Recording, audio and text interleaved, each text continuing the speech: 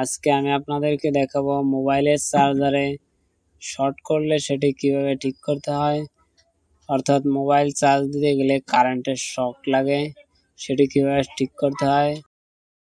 দেখুন এখানে টেস্টারটি জ্বলতেছে, চার্জারের মাথায় টেস্টার জ্বললে কারেন্টের শকটি লাগে।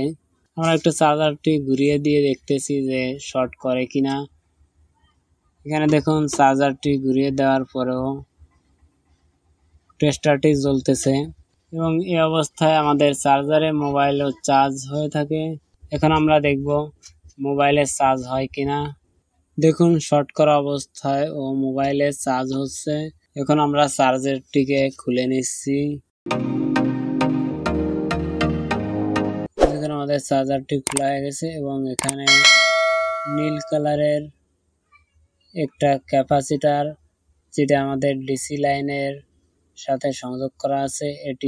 এই ক্যাপাসিটারটি নষ্ট হয়ে গেলে কারেন্টের শক লাগে। ক্যাপাসিটারটি ডাইরেক্ট এসি লাইনের সাথে সংযোগ করা আছে, এজন্য আমরা এই ক্যাপাসিটারটিকে খুলে ফেলবো।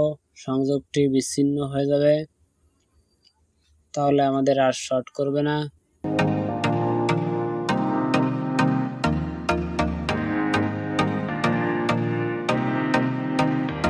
দেখুন আমাদের ক্যাপাসিটারটি খোলা হয়ে গেছে, এখন সংযোগটি বিচ্ছিন্ন হয়ে গেছে, এখন আর শর্ট করবে না।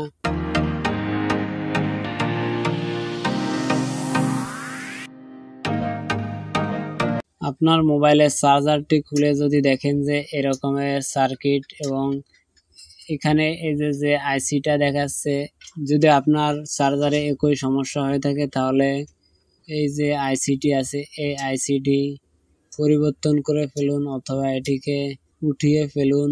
এবং আপনার যদি অ্যান্ড্রয়েড সেটের চার্জার হয় তাহলে এই আইসিটি যদি উঠিয়ে ফেলেন তাহলে চার্জে দিয়ে মোবাইলে কাজ করতে পারবেন না, শুধু এটুকু সমস্যা হবে, তাছাড়া আপনার মোবাইলে আগের মতোই চার্জ হবে।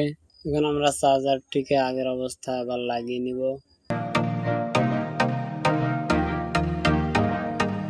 আমরা আবার মোবাইলটিকে চার্জ দিয়ে দেখব যে চার্জ হয় কিনা, এবং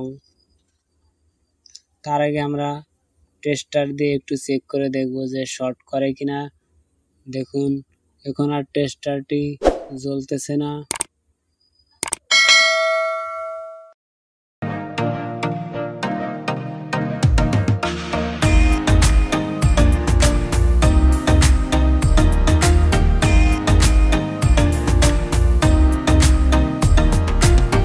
দেখুন চার্জারটিতে এখন সুন্দরভাবে চার্জ হচ্ছে। ভিডিওটি যদি একটু হলেও ভালো লাগে তাহলে আমাদের চ্যানেলটি সাবস্ক্রাইব করুন, লাইক, কমেন্ট এবং শেয়ার করতে ভুলবেন না।